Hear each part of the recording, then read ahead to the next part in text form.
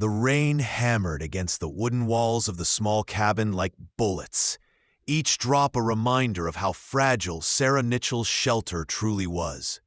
She pressed her back against the door, her soaked dress clinging to her thin frame as thunder shook the foundation. 3 months. That's how long it had been since they'd buried Tom beneath the cottonwood tree, leaving her alone with a failing homestead and debts that multiplied like locusts. Her fingers traced the gold band on her left hand, the last thing of value she owned. Tomorrow, she'd planned to ride into Redemption Ridge and trade it for flour and coffee, if she could make it through tonight's storm without the roof caving in. A sharp knock made her jump. Through the rain-streaked window, she could barely make out the silhouette of a man hunched against the deluge, leading a horse. Before we continue with Sarah's story, I'd love to ask you to take a moment to subscribe to the channel and give this video a like. Your support truly matters and motivates us to bring you more quality stories like this one. Also, I'm curious, where are you listening from right now? Sarah hesitated, her heart pounding.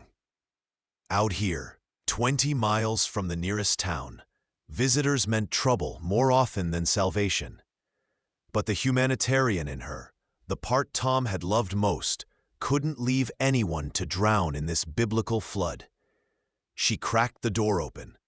"Who's there?" "Name's Jacob Thorne, ma'am." The voice was deep, roughened by wind and rain. "Horse threw a shoe 2 miles back. I saw your lamp. I'm not asking for charity. I can pay." Something in his tone, tired but respectful, made her decision. She pulled the door wider. "Get inside before you wash away." The man who stepped into her small cabin seemed to fill the entire space. He had to duck beneath the doorframe, water streaming from his wide-brimmed hat and duster coat. Even drenched and exhausted, there was something commanding about him. Broad shoulders that strained against his shirt, strong hands that handled his horse's reins with practiced care, and eyes the color of stormy sage that met hers with surprising gentleness. "I'm grateful, Mrs. Mitchell, Sarah Mitchell." She grabbed the threadbare towel from the hook. "There's a lean-to out back for your horse. Not much, but it's dry." He nodded and disappeared back into the storm. Sarah used the few minutes to compose herself, suddenly aware of how she must look. Hair in disarray, morning dress patched and faded, the cabin sparse with furniture she'd already sold. When he returned, she had coffee brewing on the stove, the last of her precious supply. "I can't take your coffee, ma'am," Jacob said, removing his hat to reveal dark hair pushed back from a weathered face. A scar cut through his left eyebrow, giving him a dangerous look that contradicted the courtesy in his voice. "You've already shown more kindness than I deserve, giving shelter to a stranger." "Coffee's no good if I freeze to death tonight," Sarah replied with more bite than intended. "The stove needs feeding anyway." His eyes swept the cabin, taking in what she'd tried to hide, the empty shelves, the gaps where furniture used to stand, the bucket catching rainwater from a leak in the corner. When his gaze returned to her, there was understanding there, not pity. "How long have you been alone out here?" The question was so direct, it stole her breath. "How did you—" "No man would let his home fall into this state, and you're wearing mourning black." He accepted the coffee cup she thrust at him. "I'm sorry for your loss." Sarah wrapped her arms around herself, suddenly cold despite the fire. Tom died in a mining accident 3 months ago, cave-in up at the Reynolds Gulch operation. Her voice cracked on her late husband's name. "They gave me $50 and his personal effects. That's what my husband's life was worth to them." Jacob was quiet for a long moment. steam rising from the cup between his large, calloused hands. I know the Reynolds operation. Dangerous work, cut-rate equipment. Men like the owner don't care about the lives they spend to pull gold from the earth. You're a miner? Was. Long time ago. He set down the cup and shrugged out of his duster, hanging it on the peg by the door.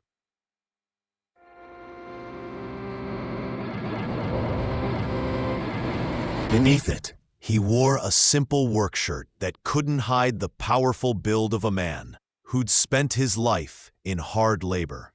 Now I just wander, mostly. Pick up work where I can find it. The storm raged on through the night. They sat at opposite ends of the cabin. Sarah in her late husband's chair, Jacob on the floor with his back against the wall, and talked in the way strangers do when circumstances strip away pretense. He told her about growing up in Kansas, fighting in the war, drifting west because there was nothing left in the East. She told him about meeting Tom at a church social, how he'd promised her a better life in Colorado, how that promise had died with him in the dark beneath the earth. I'm planning to sell tomorrow, Sarah admitted as the fire burned low. She twisted her wedding ring. The band, I mean. It should buy me enough supplies to last until I can find work in town. Maybe as a laundress or don't. Jacob's voice cut through the darkness, sharp and certain. Excuse me? He leaned forward into the firelight, and Sarah saw something fierce burning in those sage-colored eyes. That ring is yours. It's all you have left of a man who loved you. Don't trade your memories for a few weeks of survival. Easy for you to say, Sarah shot back, anger flaring. You don't know what it's like to choose between sentiment and starvation. You're right, I don't. He stood, moving with surprising grace for such a large man, and pulled a leather pouch from his saddlebag. But I know what it's like to watch good people broken by a system that sees them as disposable. Let me help. Sarah stood too, pride stiffening her spine.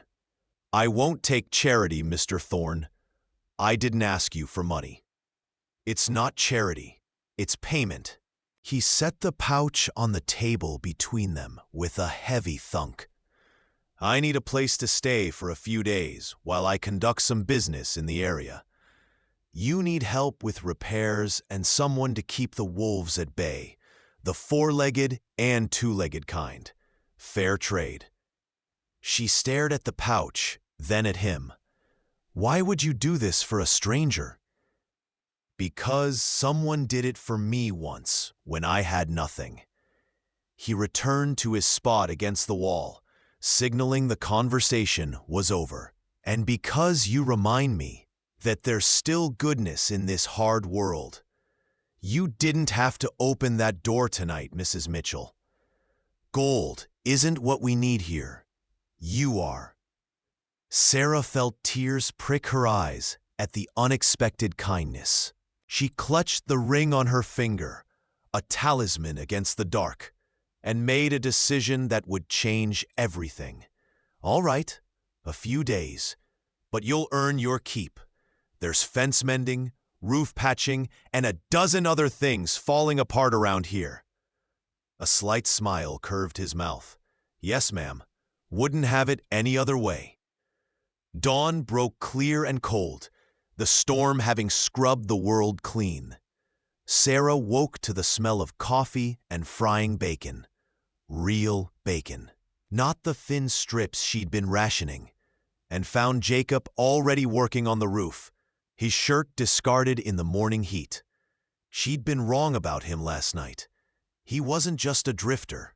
The way he moved, the quality of his saddle and gear she could now see in daylight. The easy confidence. This was a man used to command, not just survival.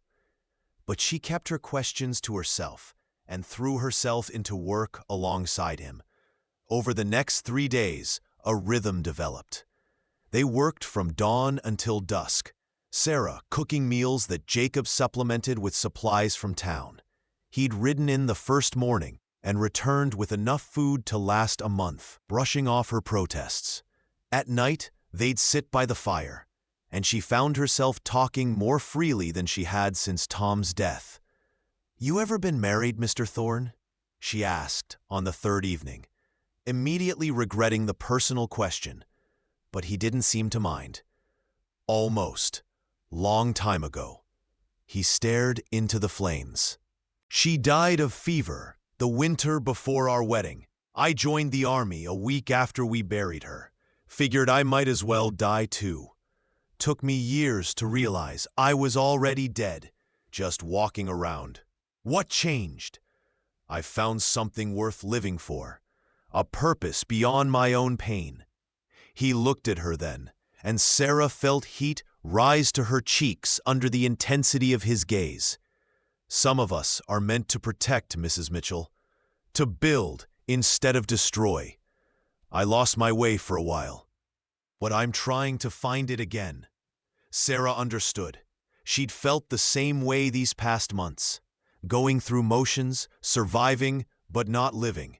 Yet somehow, having Jacob here had awakened something she thought died with Tom. Not a betrayal of her late husband's memory, but a reminder that life continued, that she was still a woman with dreams and desires.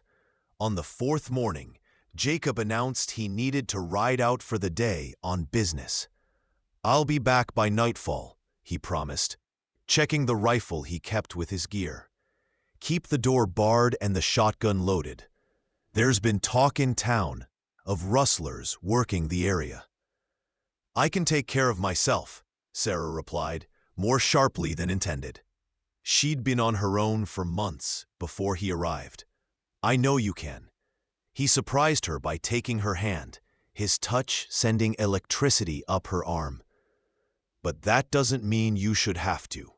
You're not property to be stolen or bargained away, Sarah Mitchell. You're a person worth protecting." He rode off before she could respond, leaving her standing in the doorway with her hands still tingling from his touch and her heart beating too fast. The day passed slowly. Sarah threw herself into washing clothes in the stream, mending the endless tears in her dresses, weeding the small vegetable patch she'd been neglecting. She tried not to think about Jacob, about the way his eyes crinkled when he smiled, or how safe she felt, sleeping in her bed, knowing he was just on the other side of the thin cabin wall. She'd been a faithful wife to Tom, loved him truly, but Tom had been gentle, soft-spoken, a dreamer who saw gold in every rock and possibility in every scheme. Jacob was different, solid as bedrock, practical, yet with depths she sensed but hadn't yet plumbed. It felt like betrayal to compare them, but her heart seemed to have its own ideas about loyalty. Late afternoon brought visitors, 3 men on horseback who approached the cabin with the casual menace of those used to taking what they wanted. Sarah grabbed the shotgun and stood in the doorway, remembering Jacob's warnings. "Help you, gentlemen?" she called out, keeping her voice steady despite her hammering pulse. The lead rider, a lean man with a deputy's badge pinned to his vest, smiled without warmth. "Afternoon, ma'am. Name's Pike. We're looking for a man. Big fellow, dark hair, probably going by the name Thorne. Seen anyone like that around?" Every instinct screamed at Sarah to lie, but she'd never been good at deception. "What's he wanted for?" "That's official business. Has he been here or not?" Pike's hand rested too casually on his gun. "I don't know anyone by that name," Sarah said, her grip tightening on the shotgun. "And I'd appreciate you moving along. It's not proper, 3 men calling on a widow woman alone." Pike's smile widened. "Alone, you say? Then you won't mind if we take a look around. Make sure you're not harboring any criminals." They dismounted, despite her protests, and Sarah's blood ran cold as they began searching the property. It wouldn't take long to find signs of Jacob, his saddlebag in the cabin, fresh tracks from his horse. The repairs clearly done by a man's hands. Well, well, one of the others called from near the lean-to. Horse is still warm. Someone's been here recently. Pike turned back to Sarah, all pretense of courtesy gone. Last chance, lady. Where's Thorn? I told you. The blast of a rifle cut her off. All three men froze, hands hovering over their weapons, as Jacob emerged from the tree line on foot, his horse tied somewhere out of sight. He must have circled back and seen the riders. Mrs. Mitchell hasn't seen me, Pike, Jacob called out, his voice carrying the crack of command. She's got nothing to do with our business. Leave her be. Well, if it isn't the mighty Jacob Thorn. Pike's hand was now definitely on his gun. You've been a hard man to find. Reynolds is mighty interested in having a conversation with you about his operation up at the gulch. I bet he is. Jacob moved closer, each step measured and deliberate. Sarah noticed he'd positioned himself between the men and her, cutting off any angle they might have to threaten her. Tell Reynolds I'll have that conversation on my terms, not his, and tell him to keep his hired thugs away from innocent people's property. Innocent? Pike laughed. That's rich, coming from you. Boys, I think we need to escort Mr. Thorn back to Redemption Ridge. The lady, too, for harboring a... You'll do no such thing. Sarah's voice surprised everyone, including herself. She raised the shotgun, pointing it at Pike's chest. Mr. Thorn is my employee, working my land legally.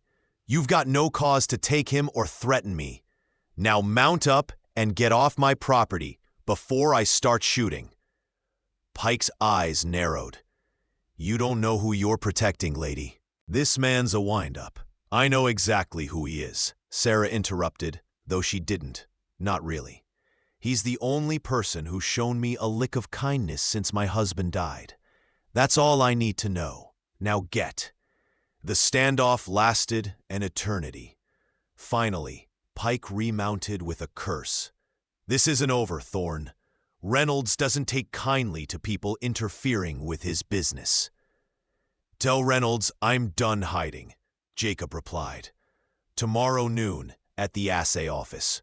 Just him and me. No guns. If he's got something to say, he can say it to my face.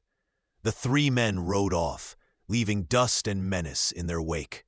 Sarah's hands were shaking so badly, she nearly dropped the shotgun. Jacob took it gently from her grasp, then pulled her into his arms without asking permission. That was either the bravest or most foolish thing I've ever seen, he murmured into her hair. Sarah clung to him, feeling the solid reality of his chest against her cheek, the strong arms wrapped around her. I won't let them hurt you, not after everything you've done for me. He pulled back enough to look at her face, his expression torn between admiration and fear. Sarah, you don't understand. Those men, Reynolds, they're dangerous. I should have told you the truth from the beginning. Then tell me now. They went inside, and over strong coffee, Jacob finally revealed his story. He'd been a mining engineer before the war, had returned west to find the industry transformed into a machine that devoured men's lives for profit.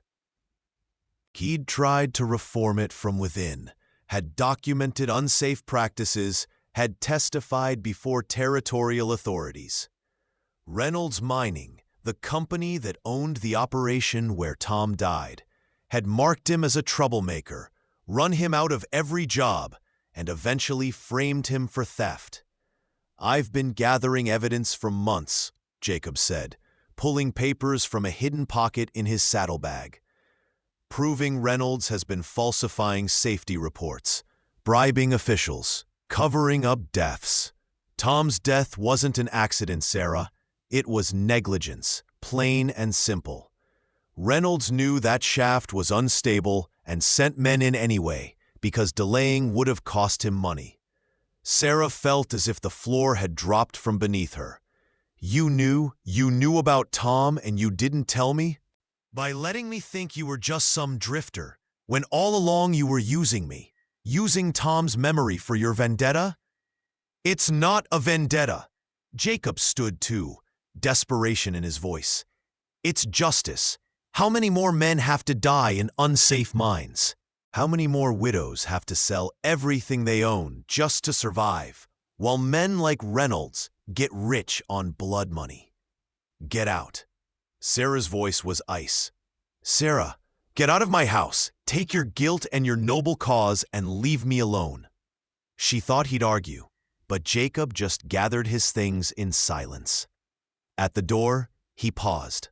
I'm sorry for not being honest, for involving you in this, but I meant what I said that first night.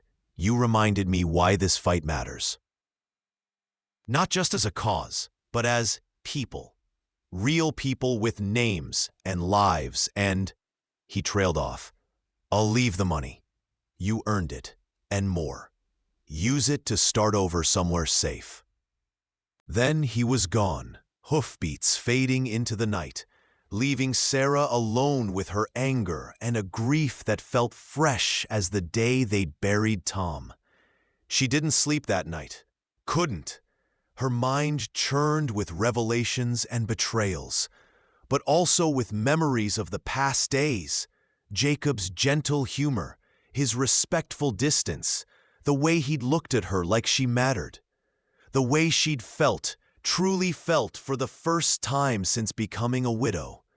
By dawn, clarity came with exhaustion. Jacob had lied, yes, but he'd also fed her, fixed her home, and protected her. More than that, he'd made her feel human again, not just a widow or a victim, but a woman with strength and worth. And his cause was Tom's cause too, wasn't it? If Reynolds was brought to justice, maybe Tom's death would mean something. Sarah made her decision and rode for Redemption Ridge at first light. The town was already buzzing with news when she arrived. A crowd had gathered outside the assay office. Miners, shopkeepers, even a few women. Sarah pushed through to find Jacob standing alone on the street, facing the office doors, where Pike and two other armed men waited. You're early, Pike called out. Reynolds ain't even here yet, though I'm wondering if he needs to be. We could settle this right now. That's murder, Pike, and you know it, Jacob's voice carried to the crowd. Reynolds agreed to meet me. No guns, unless he's afraid to face an honest conversation. I'm afraid of nothing, Thorne. The voice came from behind the crowd. People parted as a distinguished man in an expensive suit walked through. Marcus Reynolds, mine owner and one of the richest men in Colorado Territory. He looked nothing like the villain of Sarah's imagination.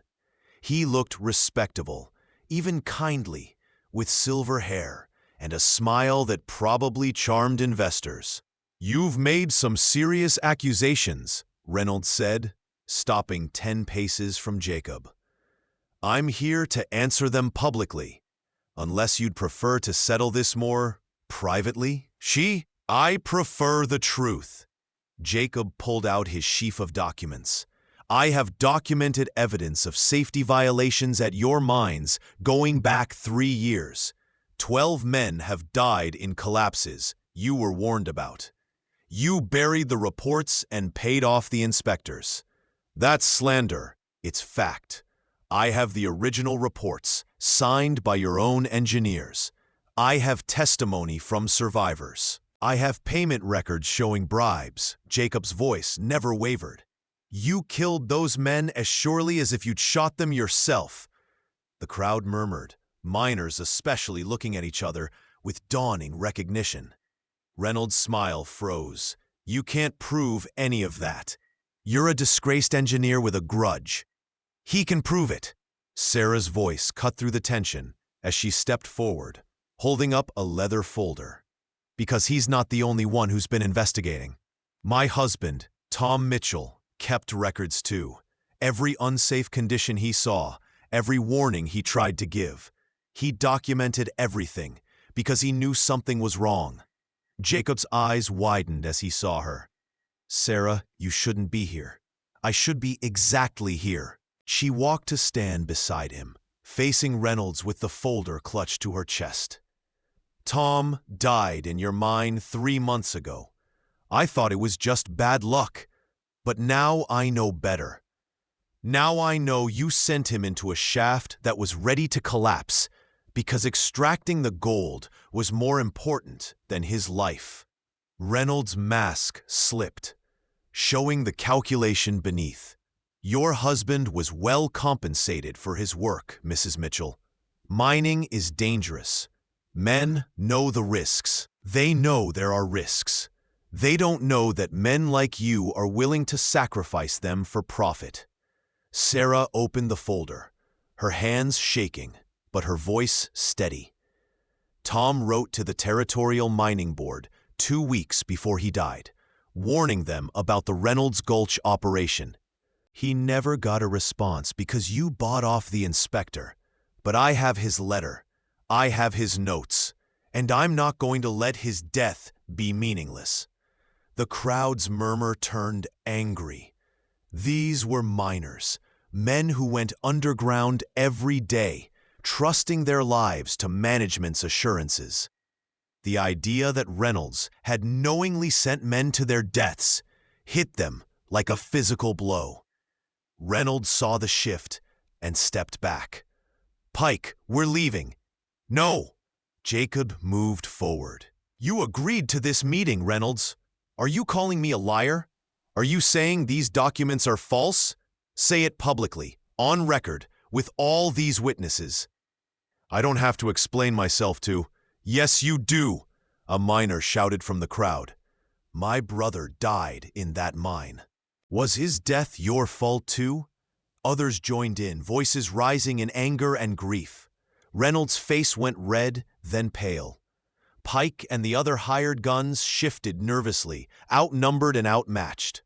This isn't over, Reynolds hissed at Jacob. I'll ruin you. I'll see you hang for theft and slander. Try it. Jacob's voice was quiet, but carried absolute conviction. I've already sent copies of all this evidence to the territorial governor and to newspapers in Denver. By tomorrow, everyone will know what you've done. You're finished, Reynolds. The mine owner fled, his guards creating a corridor through the hostile crowd. As he mounted his horse, Reynolds looked back at Jacob and Sarah with such hatred that Sarah instinctively moved closer to the man beside her. But they'd won. The documents were public, the testimony given. Within weeks, Reynolds Mining would be shut down, the owner facing criminal charges. It wouldn't bring Tom back or any of the others, but it might save future lives. As the crowd dispersed, still buzzing with shock and anger, Jacob turned to Sarah. You kept Tom's records. I kept everything that was his. She handed him the folder. I was going to give these to his brother, but they never seemed important until now. Why didn't you tell me you were looking for evidence? I would have helped. Because I didn't want to involve you in danger. Because I thought I was protecting you. He ran a hand through his hair, exhaustion finally showing. I was wrong. I should have trusted you with the truth from the beginning. Sarah studied his face, the strong jaw, the scar, the eyes that had shown her nothing but respect and kindness. You weren't wrong about everything. You said I reminded you why the fight mattered. Well, you reminded me that I'm more than just Tom's widow, that I still have purpose and strength. I was angry last night, and I had every right to be. But I understand now why you did what you did. I didn't just do it for the cause, Jacob said quietly. I stayed because of you. Because in 3 days, you made me feel alive again, in a way I haven't felt in years. Because when I look at you, I see a woman worth fighting for, worth living for. Sarah's breath caught. Jacob, I'm not asking you for anything, he continued, taking her hand gently. I know it's too soon, that you're still grieving Tom. But when I thought Reynolds might hurt you to get to me, I realized something. I'd burn the whole world down before I let anyone harm you, Sarah Mitchell. And that means I've fallen in love with you, even though I know I shouldn't have. The confession hung between them, raw and honest. Sarah felt tears slip down her cheeks. For Tom. For all the pain and loss, but also for the man standing before her offering his heart, without demands or expectations. It's not too soon, she whispered. Tom wouldn't want me to stop living. He'd want me to be happy, to find joy again. And you make me feel alive, Jacob. You make me want to be more than just a survivor. He cupped her face in his large, calloused hands. Then let me court you properly. Let me prove I'm worthy of the gift you'd be giving me. I'll wait as long as you need. I don't want to wait. Sarah rose on her toes, closing the distance between them. I've had enough of waiting, of being afraid, of denying myself happiness because it feels wrong. Kiss me, Jacob Thorne. Make me feel alive.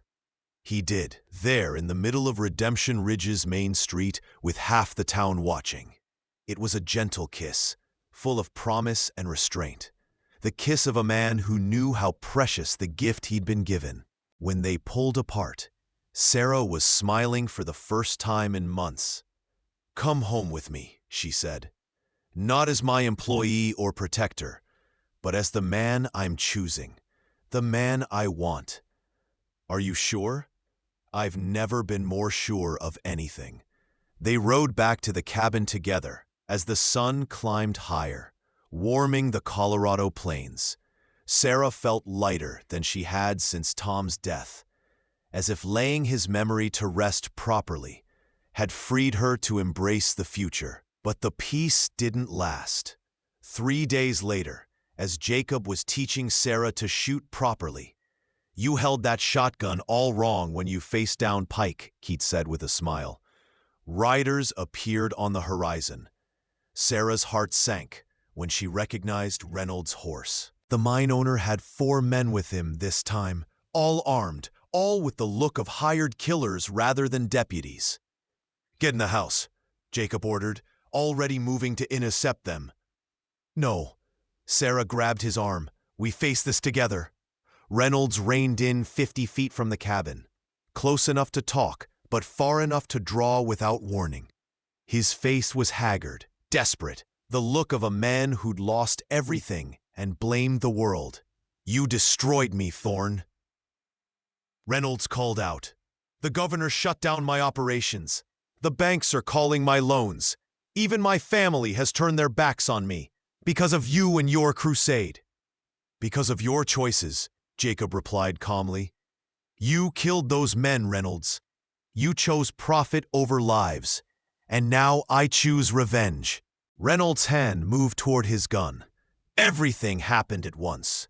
Jacob pushed Sarah behind him. Pike and another man drew their weapons. Sarah screamed a warning as she saw sunlight glint off a rifle barrel in the hands of the shooter positioned behind them. The shots came in a thunderous volley. Jacob staggered, red blooming across his shirt.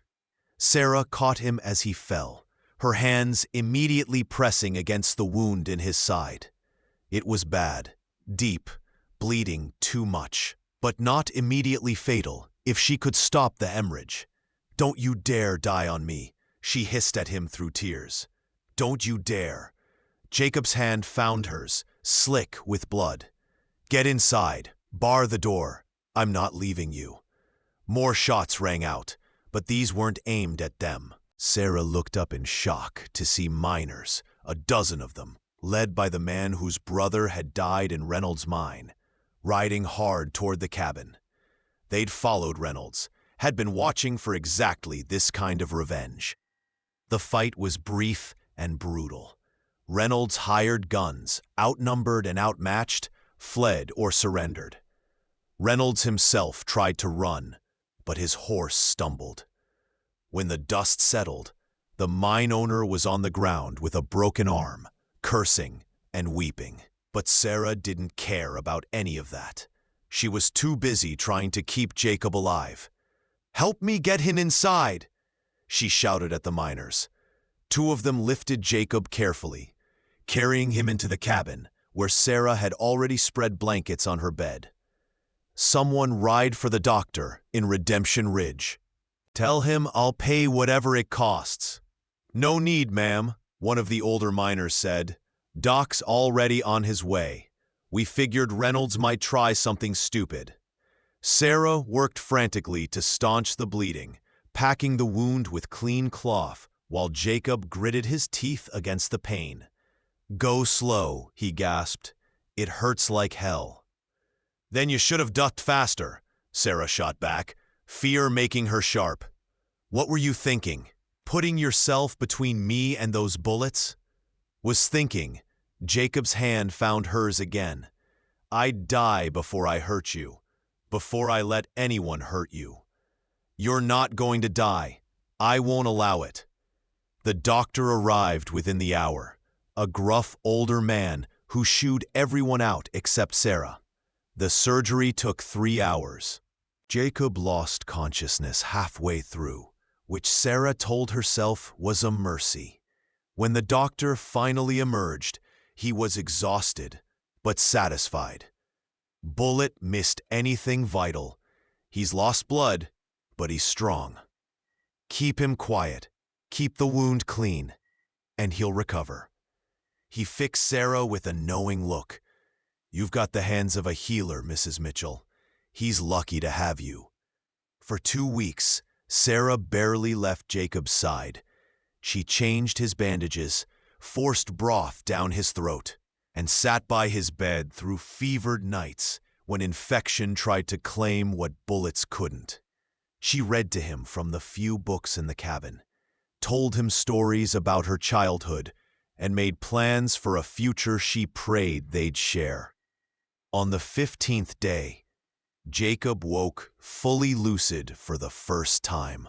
His eyes found Sarah sitting in the chair beside the bed, and he smiled weakly. "Still here? Where else would I be?"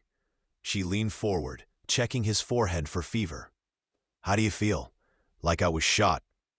He tried to sit up and winced. "What happened to Reynolds?" "In jail awaiting trial. His hired guns all testified against him in exchange for reduced sentences. The territorial marshal says he'll hang." Sarah helped him settle back against the pillows. "The miners have formed a committee to run the Reynolds operations safely until they can be sold. They want you to advise them." "I'm not sure I'm up for that." "You will be, once you're healed." Sarah took his hand, threading her fingers through his. "Jacob, I need to tell you something. When I thought you were dying, when I was pressing my hands against that wound, trying to keep your blood inside your body, I realized something. I can't lose you. I won't survive it." "Sarah, let me finish." She took a shaky breath. "I love Tom. Part of me will always love him. But what I feel for you is different. Stronger maybe, or just truer to who I am now. You make me want to be brave. You make me want to fight for justice and help others and build something meaningful. I don't want to be just your friend or your partner in some noble cause. I want to be your wife." Jacob stared at her, stunned. "You're proposing to me? Is that allowed?" Sarah asked with a watery smile. "I've always been unconventional." "It's allowed. It's perfect." He lifted their joined hands to his lips. "But I should be the one asking. When I can get down on one knee without bleeding all over your floor. I don't need theatrics. I just need your answer." "Yes." Jacob's voice was rough with emotion. "Yes, Sarah Mitchell, I will marry you. I'll spend every day of my life making sure you never regret choosing me." They married a month later in Redemption Ridge's small church, with half the town attending. Sarah wore a new dress, pale blue instead of morning black, and carried wildflowers that Jacob had picked that morning despite his still healing wound. The ceremony was simple, the vows traditional, but the emotion was anything but ordinary. As the preacher pronounced them husband and wife, Jacob pulled Sarah close and whispered in her ear, "Together." "Together," Sarah agreed, and kissed him while the congregation cheered. 1 year later, Sarah stood on the porch of their new home, not the small cabin she'd shared with Tom, but a proper house Jacob had built with his own hands during the spring and summer. It sat on land they'd purchased together, far enough from Redemption Ridge for peace, but close enough for community. Behind her, she heard Jacob's laugh mixing with the voices of the children visiting from the new school they'd helped fund with the reward money from Reynolds' conviction. The territorial government had paid bounties for the evidence that brought down the corrupt mine owner, and Sarah and Jacob had used every penny to improve safety conditions and support mining families. Her hand rested on her slightly rounded belly, feeling the first flutters of the life growing there. They hadn't planned it quite so soon, but both had welcomed the news with joy. "Mrs. Thorne," one of the children called out, "Mr. Thorne says you used to be scared of horses. Is that true?" Sarah smiled, turning back to the house. "It's true. I was scared of a lot of things, but someone taught me that fear doesn't have to stop you from living." Jacob appeared in the doorway, his shirt sleeves rolled up and flour dusting his hands from helping with the day's baking. The scar from the bullet had healed to a thin white line, but sometimes on cold nights it ached, a reminder of how close they'd come to losing each other. "Are you telling stories about me again?" he asked, wrapping his arms around her from behind and resting his chin on her shoulder. "Only the true ones." She leaned back into his embrace. "About the cowboy who came to shelter from a storm and stayed to build a life. Best decision I ever made." He pressed a kiss to her temple. "Though technically you're the one who sheltered me. And at dawn, I discovered you're the owner of the gold mine," Sarah added, referencing the small but profitable claim Jacob had purchased with his savings. A claim worked safely, with fair wages and proper equipment. "Our gold mine," Jacob corrected. "Everything I have is yours, Sarah. Everything I am is yours." She turned in his arms to face him. "We've built something good here, haven't we? We've built something worth fighting for, worth living for." He kissed her softly. "Just like you were that night I knocked on your door." In the distance, the children's laughter rang out across the Colorado plains. The sun painted the mountains in shades of gold and purple. And Sarah Thorne, once a desperate widow willing to trade her last precious possession for survival, held her husband close and thanked God for the storm that had brought them together. Life was still hard sometimes. There were setbacks and struggles, grief that resurfaced without warning, and the constant work of building something meaningful in a harsh land. But they faced it together, two broken people who'd found healing in each other, two fighters who'd found a cause worth pursuing, two lonely souls who'd found home. And that, Sarah knew, was worth more than all the gold in Colorado. The winter of 1877 brought snow that blanketed the Colorado plains in pristine white, transforming the harsh landscape into something almost ethereal. Sarah stood at the window of their bedroom, one hand pressed against the cold glass, the other resting on her swollen belly. 8 months pregnant now, and she felt as large as one of Jacob's draft horses. "You should be resting." Jacob's voice came from behind her, warm with concern and affection. Sarah smiled without turning. I've been resting. I'm tired of resting. The baby won't come any faster just because I'm lying down. Strong arms encircled her from behind, Jacob's hands coming to rest over hers on her belly. They stood like that for a long moment, watching the snow fall in thick curtains beyond the window. The baby kicked, a sharp jab that made them both laugh. Strong one, Jacob murmured against her hair. Just like the mother. Or stubborn like the father. Sarah turned in his arms, studying his face in the dim morning light. The past year and a half had been good to him. The haunted look that had shadowed his eyes when they first met was gone, replaced by contentment and purpose. Have you heard from the territorial governor? Jacob's expression grew serious. Letter came yesterday while you were napping. The Reynolds trial is set for March. They want us both to testify. Sarah's hand tightened on his arm. March, that's just after the baby's due. I know, I sent word that you might not be able to travel, depending on how the birth goes. But Sarah, he paused, choosing his words carefully. They need your testimony. Tom's records are crucial evidence, but hearing from his widow, from someone who lived through the aftermath of Reynolds' negligence, that could make the difference between conviction and acquittal. I'll be there, Sarah said firmly. Whatever it takes. Tom deserves justice, and so do all those other men who died in Reynolds' mines. A knock at the door interrupted them. Jacob crossed the room in 3 strides, his hand automatically going to the gun he still kept nearby, despite the piece they'd found. Old habits from dangerous times died hard, but it was just Marcus Webb, one of the miners who'd helped form the safety committee after Reynolds' arrest. The older man stood on the porch, hat in hand, his weathered face creased with worry. Sorry to disturb you folks so early, but we've got a problem at the mine. Marcus glanced past Jacob to where Sarah had appeared in the doorway. Morning, Mrs. Thorne. Hope you're feeling well. Well enough. What's happened, Marcus?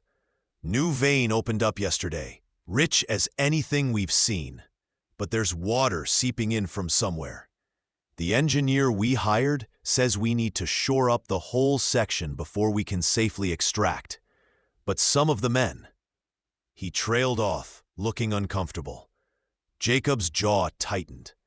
Some of the men want to go in anyway, risk their lives for a quick profit. It's not that simple, Mr. Thorne. Winter's been hard on a lot of families. Christmas debts, sick children, repairs that can't wait. These men see that gold and think it's their salvation. And instead, it could be their grave. Jacob grabbed his coat from the hook. I'll come talk to them. Jacob, Sarah's voice stopped him at the door. Take them the emergency fund, the one we set aside from the mine profits. Both men stared at her. The emergency fund was substantial. Money they'd earmarked for equipment repairs, medical emergencies, anything that might threaten the mine's operation or the workers' safety. Sarah, that's our security. What good is security if men die because they're desperate? She moved closer, one hand on her belly, the other reaching for his. We talked about this, remember? About building something different. A mine where men's lives matter more than profit. This is how we prove we meant it. Jacob looked at her for a long moment, then pulled her close and kissed her forehead. You're either the wisest woman in Colorado or the most foolish. I haven't decided which. Can't I be both? Sarah smiled against his chest. Go. Help them. I'll be fine here. But she wasn't fine. An hour after Jacob left, Sarah felt the first contraction, a tightening across her belly that stole her breath and left her gripping the kitchen table. Too early. The baby wasn't due for another 3 weeks. She tried to tell herself it was nothing, just the false pains the doctor had warned her about. But when the second contraction came 20 minutes later, stronger than the first, Sarah knew. This baby had decided today was the day. Fear threatened to overwhelm her. Jacob was at the mine, a 2-hour ride away. The nearest neighbor was the widow Henderson, half a mile down the road. Sarah was alone, and the baby was coming. She forced herself to breathe, to think.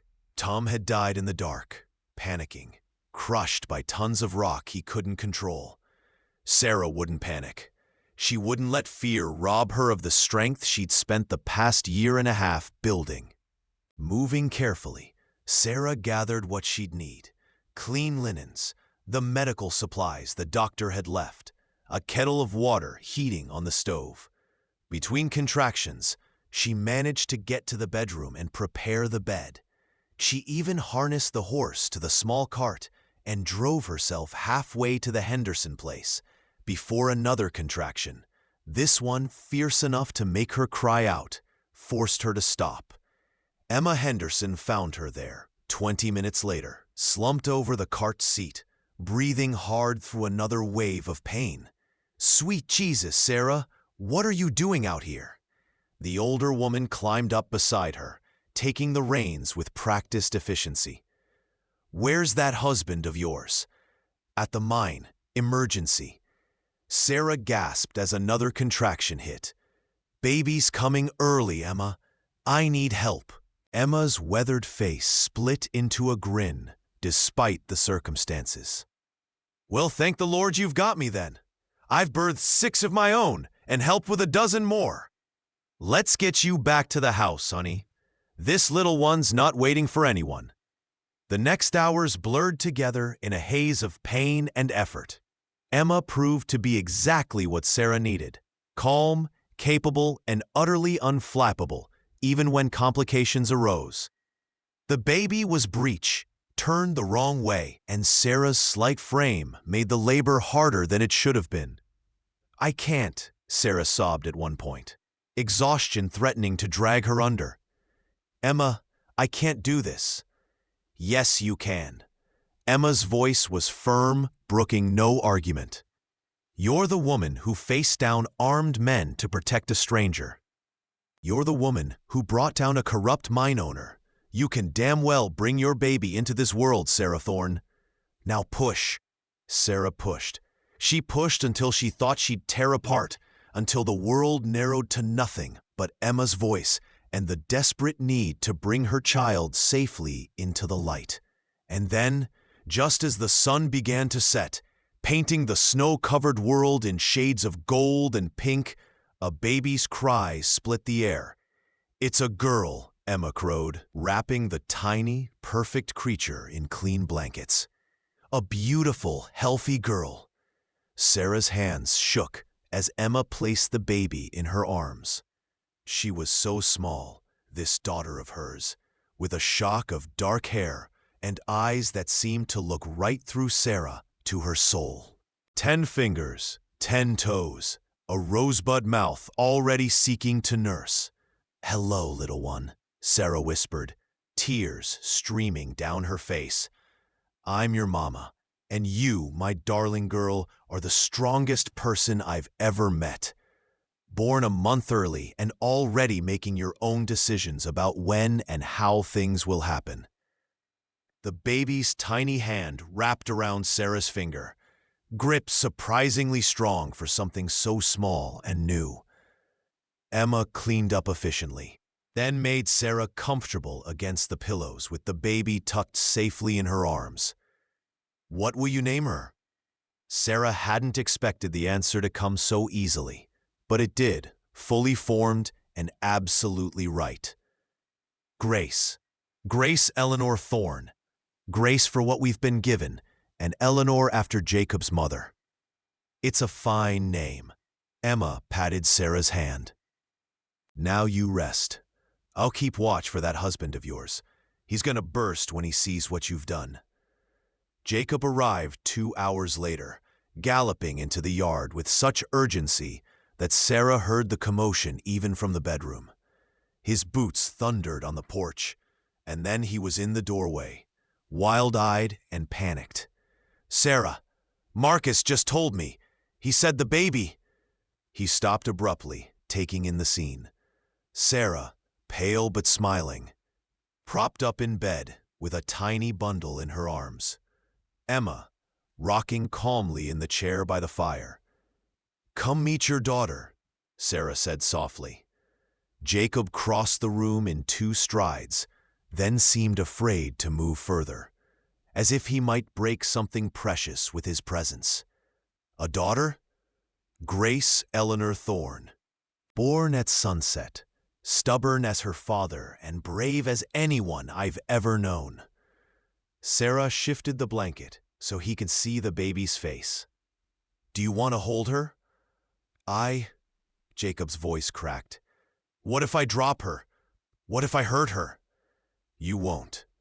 Emma stood, gently taking the baby from Sarah and placing her in Jacob's arms, showing him how to support the head, how to hold her securely. "There now. Natural as breathing, isn't it?" Jacob stared down at his daughter with an expression of such pure wonder that Sarah felt fresh tears spring to her eyes. This man, who'd been so broken when she met him, who'd thought he was dead inside, he was alive now, fully and completely alive, cradling new life in his work-roughened hands. "She's perfect," he whispered. "Sarah, she's absolutely perfect." "She is," Sarah agreed. "And she came early because she wanted to make sure we knew who was really in charge around here."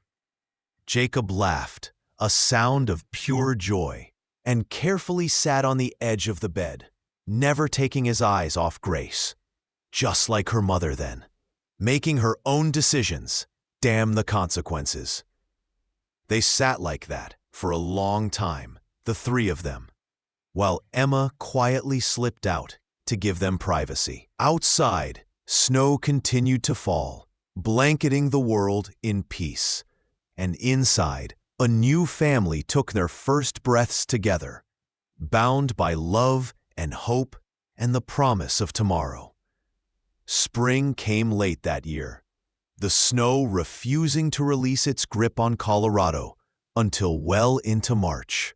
By the time the roads were clear enough for travel, Grace was 3 months old, a healthy, alert baby who'd already wrapped every miner, shopkeeper, and rancher in Redemption Ridge around her tiny finger. The journey to Denver for the Reynolds trial took 4 days, with frequent stops to feed and change Grace. Sarah had initially planned to leave the baby with Emma Henderson, but the thought of being separated from her daughter for weeks proved unbearable. Jacob had simply loaded the wagon with everything a baby could possibly need and declared they'd make it work. Denver shocked Sarah with its size and bustle. She'd grown used to the quiet rhythms of their ranch, the wide-open spaces, and familiar faces. The territorial capital felt overwhelming with its crowds, noise, and the crush of buildings that seemed to lean in from all sides. They took rooms at a respectable boarding house near the courthouse, recommended by the territorial governor's office. The proprietress, a stern-faced woman named Mrs. Blackwell, softened immediately at the sight of Grace. "Precious little thing," she cooed, her rigid demeanor melting. "Don't you worry about a thing, Mrs. Thorne. I'll help with the baby while you're at the trial. Can't have you worrying about feedings and such when you're doing important work." The trial began on a Monday morning, the courthouse packed with spectators, journalists, and mining interests from across the territory. Marcus Reynolds sat at the defense table, looking gaunt and aged, nothing like the prosperous mine owner Sarah remembered. His expensive lawyers flanked him, men with cold eyes and expensive suits who looked at Sarah with barely concealed contempt when she entered the courtroom. The prosecution built their case methodically over the first week. Engineers testified about the unsafe conditions they'd documented and been told to ignore. Miners told stories of near misses and warnings that went unheeded. The territorial mining inspector, granted immunity in exchange for his testimony, admitted to taking bribes to overlook violations. When Jacob took the stand, Sarah sat in the front row with Grace sleeping in her arms. She watched her husband lay out the evidence he'd gathered. Months of dangerous work, documenting deaths and near-deaths, building the case that had ultimately brought them together. The defense tried to break him, suggesting he had a personal vendetta, that his evidence was fabricated, that he was nothing more than a disgruntled former employee. But Jacob remained calm, methodical, presenting fact after fact until the defense attorney's questions began to sound desperate rather than damning. Then it was Sarah's turn. She'd been dreading this moment for weeks. Testifying meant reliving Tom's death, meant facing down lawyers who would try to make her grief seem manufactured, her evidence questionable. But as she walked to the witness stand, Grace safely in Jacob's arms in the gallery, Sarah felt something stronger than fear. She felt Tom's memory, steady and sure. She felt the weight of all those other widows, watching to see if justice would finally be served. And she felt her own strength, hard-won through months of survival and grief. The prosecutor led her through the basics first: her marriage to Tom, his work at the Reynolds mine, the day she learned of his death. Sarah kept her voice steady, refusing to let emotion overwhelm the facts. "Mrs. Thorne, you've brought documents with you today. Can you tell the court what they are?" Sarah opened Tom's leather journal, the one she'd kept safe through everything. "My husband was a careful man.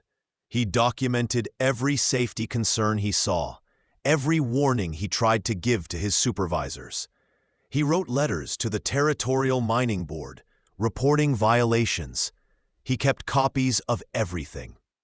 She handed the journal to the prosecutor, who entered it into evidence. Then came the letters. Tom's neat handwriting describing unstable shafts, inadequate supports, warning signs that were ignored. The last letter was dated 1 week before his death.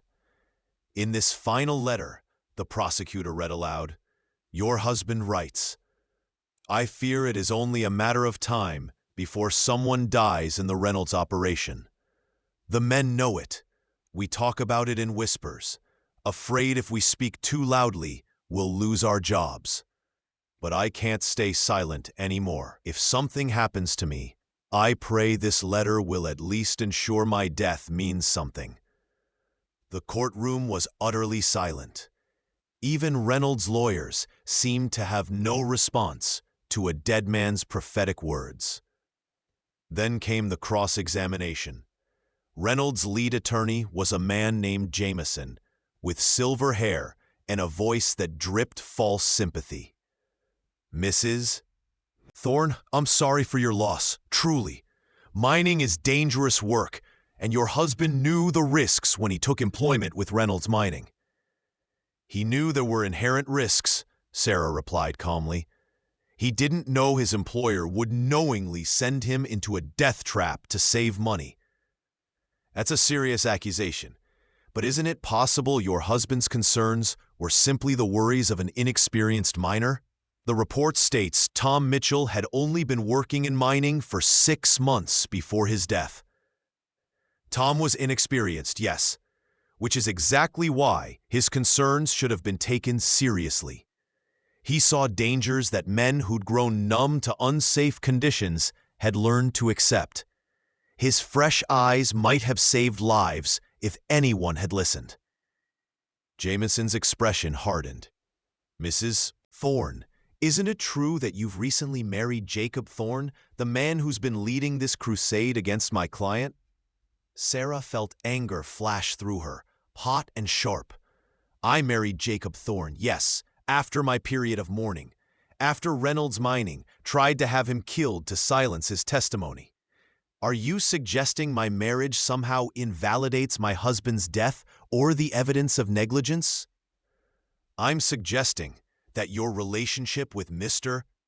Thorne might color your interpretation of events, that perhaps you've been influenced to see conspiracy where there was only tragedy. Sarah leaned forward, her voice cutting through the courtroom like a blade. Mr. Jameson, I was alone and desperate after my husband died. Your client's company gave me $50 and Tom's personal effects, including the journal that documented all the ways Reynolds Mining failed to protect him. I had that evidence before I ever met Jacob. I knew my husband died unnecessarily before anyone told me it was true. Don't you dare suggest my grief or my testimony is manufactured, because I found love again after loss. The courtroom erupted in murmurs. The judge banged his gavel for order, and Jameson, for the first time, looked uncertain. The prosecution's closing argument was simple and devastating. Marcus Reynolds had chosen profit over human life, repeatedly and knowingly. 12 men were dead because of his decisions. Dozens more carried injuries from unsafe conditions, and he'd tried to cover it up, bribing officials and intimidating witnesses. The defense argued that mining was inherently dangerous, that Reynolds had followed standard industry practices, that tragic accidents happened even with proper precautions. The jury deliberated for 2 days. Sarah barely slept, pacing their rooms at the boarding house, while Jacob tried to reassure her, and Grace demanded feedings with her usual insistence. When the verdict came, the courtroom was even more packed than opening day. Sarah sat with Grace in her arms, Jacob's hand tight in hers, and waited. We, the jury, find the defendant, Marcus Reynolds, guilty on all counts of criminal negligence resulting in death. The rest was lost in the eruption of sound. Cheers from the miners who'd traveled to Denver. Sobs from Reynolds' family. Shouts from journalists racing to file their stories. Sarah simply closed her eyes and let the tears fall. It's over, Jacob whispered against her hair. It's finally over. But it wasn't, not quite. After the sentencing, Reynolds received 15 years hard labor plus massive fines that would bankrupt his estate. The territorial governor requested a meeting with Sarah and Jacob. Governor Frederick Pitkin was a pragmatic man with sharp eyes and a reputation for progressive reform. He received them in his office, waving away formalities. Mrs. Thorne, Mr. Thorne, what you've accomplished is remarkable. You've exposed corruption that extends far beyond one mine owner. The inspector who testified was part of a network. At least 6 other officials across Colorado have been taking bribes to overlook safety violations. 6? Jacob's voice was tight. How many men have died because of them? We're still investigating, but I didn't call you here to burden you with more problems. Pitkin pulled out a document. The territorial legislature is passing comprehensive mining safety reforms, new regulations, mandatory inspections by independent engineers, real consequences for violations. We're calling it the Mitchell-Thorne Mining Safety Act.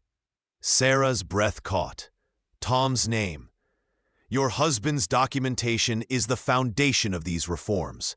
His careful record-keeping, his courage in reporting violations despite the risks, that's why we're able to make these changes.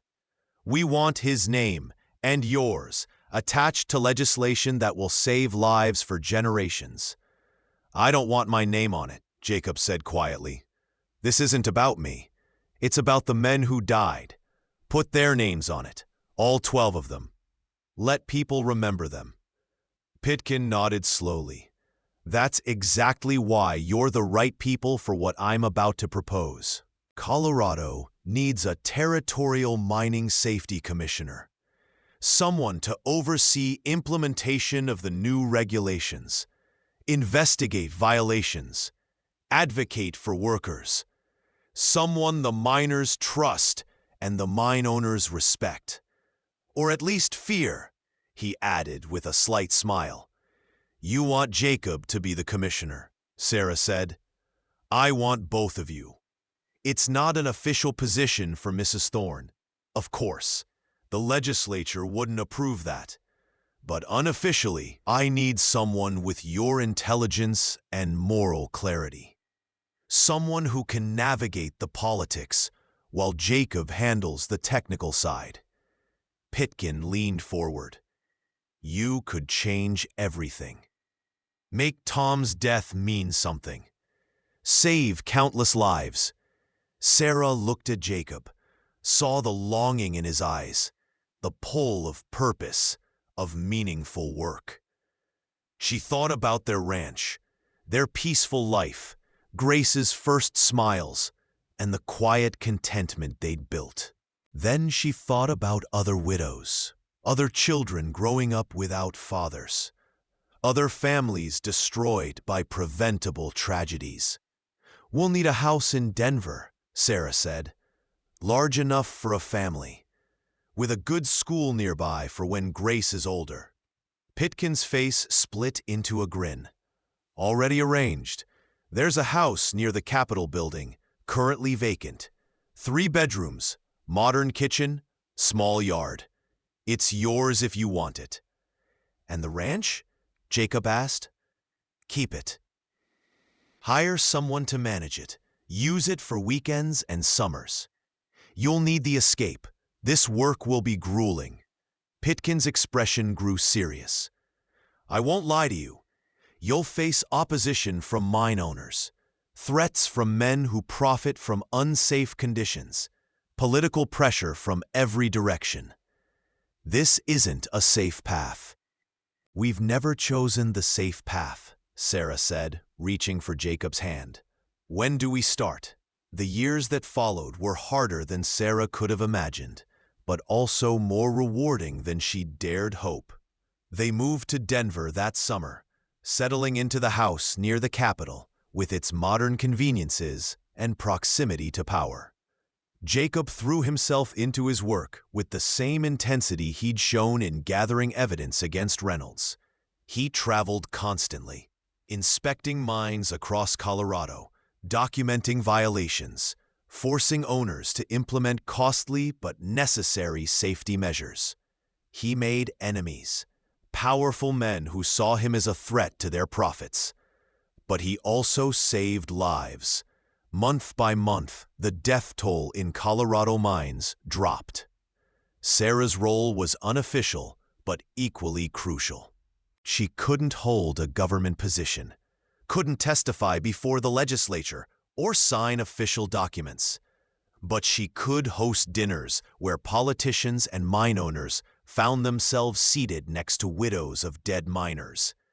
She could write articles for sympathetic newspapers, detailing the human cost of negligence. She could stand beside Jacob at public events, Grace in her arms, a living reminder of what they were fighting for. Grace grew into a bright, fearless toddler who charmed legislators and terrorized their household cat with equal enthusiasm. On her 2nd birthday, Sarah discovered she was pregnant again. Another one? Jacob had laughed when she told him, picking her up and spinning her despite her protests. Grace barely sleeps through the night. Well, this one will have to learn to be patient, Sarah replied. Grace isn't giving up her throne without a fight. The 2nd baby, a boy they named Thomas Jacob, arrived in the spring of 1879, healthy, loud, and demanding. Where Grace had been alert and watchful from birth, Tommy was all action and noise, determined to keep up with his sister, despite being 2 years younger. Life became a beautiful chaos of children, work, and purpose. Sarah learned to draft legislation while nursing a baby. Jacob learned to give speeches with a toddler on his hip. They hosted miners' families for Sunday dinners and politicians for strategy sessions. Their house became a center of reform, a place where impossible things became possible because no one had told Sarah and Jacob they couldn't be done. But the opposition grew fiercer. Anonymous threats arrived in the mail. Windows were broken in the night. A delegation of mine owners formally petitioned the governor to remove Jacob from his position, citing extremist views and damage to Colorado's economic interests. The breaking point came in the winter of 1881.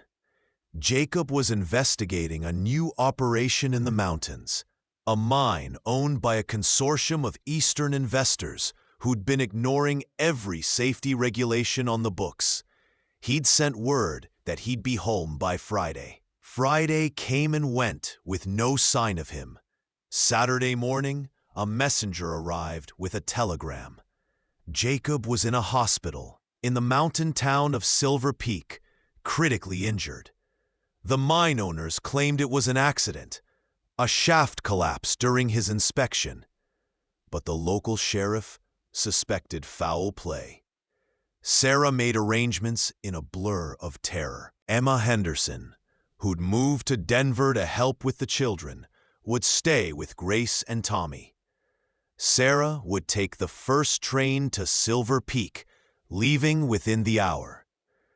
The journey was a nightmare of worry and what-ifs. Sarah clutched her bag. Inside it, the small pistol Jacob had taught her to shoot years ago. If someone had deliberately hurt her husband, if they'd tried to silence him the way Reynolds had, she forced the thoughts away. Jacob was alive. That's what the telegram said. Alive and stable. She had to focus on that. The hospital in Silver Peak was small but clean, run by a no-nonsense doctor named Sarah Chang, who met her at the door. "Mrs. Thorne, your husband is awake and asking for you, but I need to prepare you. His injuries are severe." Sarah's heart stuttered. "How severe?" "Broken ribs, punctured lung, shattered left leg. He was buried in the collapse for over an hour before they dug him out. It's a miracle he survived." Dr. Chang's expression was grave. "I've set the leg, but it's a bad break. He may walk with a limp for the rest of his life. And there may be other complications, internal injuries we can't see yet. But he'll live if infection doesn't set in, if his lung heals properly, if no complications arise. Yes, he should live." Should. Sarah hated that word, hated the uncertainty in it. But she straightened her spine, lifted her chin, and followed Dr. Chang to Jacob's room. He looked terrible. His face was bruised and swollen, one eye blackened, his breathing shallow and labored. His left leg was splinted and elevated. The break so severe, Sarah could see the unnatural angle even under the bandages. But his eyes were clear, and when he saw her, he smiled. "Told them you'd come," he rasped. Sarah pulled a chair to his bedside, taking his hand carefully, mindful of the cuts and bruises. "You foolish, stubborn man. What happened?" "Not accident." Jacob's words came slowly, pain making them difficult. "Support beams, deliberately weakened. Trap." Cold fury flooded through Sarah. "They tried to kill you." "Wanted to scare me, shut me up." He coughed, then winced at the pain it caused. "Won't work. Evidence is safe, already sent to the governor." "Jacob, they almost succeeded. You could have died." But didn't. His hand tightened on hers. "Grace? Tommy?" "Safe at home with Emma. They miss you. I miss you." Sarah's voice broke. "We need you to heal. We need you to come home." "Will, promise." Jacob's eyes were already drifting closed, exhaustion and pain pulling him under. "Love you. Sarah Thorne, my widow, who sheltered a cowboy. And discovered he's the owner of the gold mine, Sarah finished softly, the old joke from their early days together. But there were tears on her cheeks as she said it, because she'd come so close to losing him. She stayed by his side for 3 weeks, leaving only to sleep in the boarding house across the street. Dr. Chang taught her how to change bandages, how to watch for signs of infection, how to help Jacob with the exercises that would save his leg. The sheriff's investigation confirmed what Jacob suspected. The mine's support beams had been deliberately sabbed, timed to collapse during his inspection. 2 men were arrested, low-level employees who'd been paid to cause the accident. They refused to name who'd hired them, but the mine's owners conveniently sold the operation and left Colorado within days. Governor Pitkin visited as soon as the roads were clear enough for travel. He sat at Jacob's bedside, his face grave. This has to stop. I can't have my mining commissioner targeted for doing his job. He looked at Sarah. I understand if you want to step back from this work. Your family's safety has to come first. Sarah and Jacob exchanged a long look, the kind of wordless communication they'd developed over years of marriage and partnership. We're not stopping, Sarah said firmly, but we are changing tactics. No more solo inspections. Jacob takes a team, including armed guards if necessary. And we're going public with this. I want every newspaper in Colorado to know that mine owners tried to murder a government official. Let them try to hide from that scandal. Pitkin smiled grimly. You're a fierce woman, Mrs. Thorne. I'm a woman who's tired of watching people I love get hurt by men who value gold more than human life. Sarah's voice could have cut glass. We're finishing what we started, all of it. And they did. Jacob's near death became a rallying cry for reform. Newspapers across the territory covered the story, painting the mine owners as would-be murderers and Jacob as a hero who'd survived their schemes. Public opinion, which had been mixed on the safety regulations, swung firmly in favor of reform. The Colorado Miners Union, newly formed, elected Jacob as their honorary president, despite him technically working for the government. Mine owners who'd ignored the safety laws suddenly found themselves facing not just fines, but criminal prosecution. Insurance companies, seeing the liability, began refusing coverage to operations that didn't meet the new standards. Jacob healed slowly. His leg never quite right but functional. He walked with a cane for the rest of his life, a permanent reminder of what he'd survived and what they were fighting for. And Sarah, watching her husband play with their children in the yard of their Denver home, his movements stiff but his laughter free, knew they'd made the right choice. Tom's death had meaning. The 12 men who died in Reynolds Mines were remembered, and every miner who came home safe to his family was a small victory against the darkness. Grace was 5 when she asked about the photographs on Sarah's mantle, one of Tom, young and hopeful, and one of Jacob, taken on their wedding day. Mama, why do you have 2 pictures? Sarah lifted her daughter onto her lap, Tommy climbing up on the other side. Because I've had 2 great loves in my life, sweetheart. Your Papa Jacob and another man named Tom, who died before you were born. Did you love Tom as much as Papa? Sarah considered the question carefully. I loved them differently. Tom was my first love, sweet and gentle.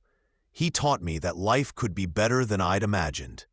But then he died, and I thought my heart died with him.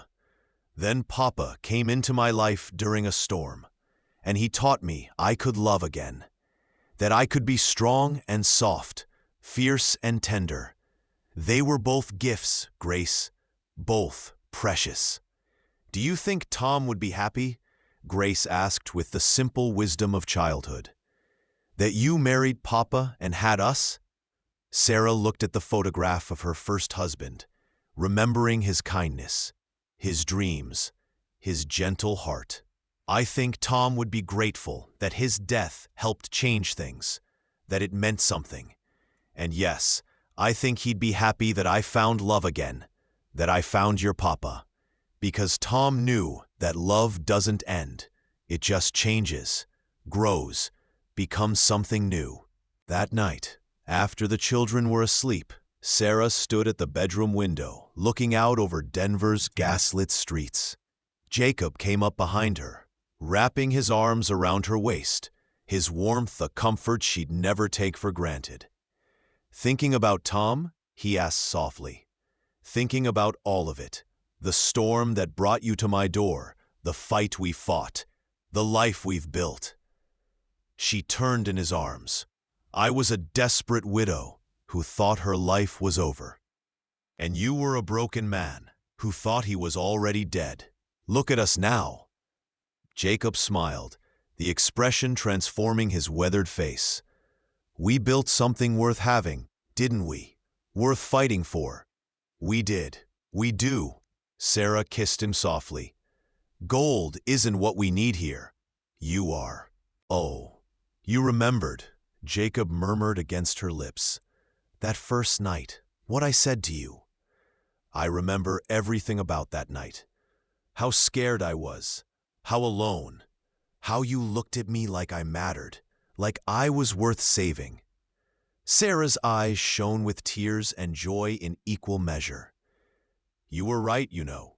That night during the storm, at dawn, I discovered you're the owner of the gold mine. But the real treasure was never the gold, Jacob. It was you. It was us.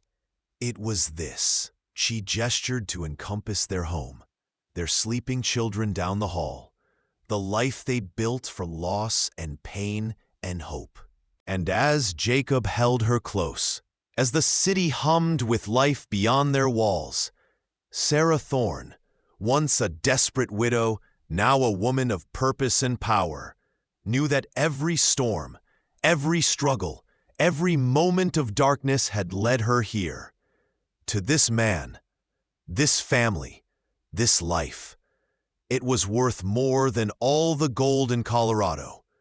Worth more than anything. It was everything. Thank you so much for listening to this story. I'd love to know where you're enjoying this tale from. Are you listening at home, during your commute, or perhaps while working? Please subscribe to the From Wild West channel and share your thoughts in the comments below. What did you think of Sarah and Jacob's journey? Your feedback means the world to us.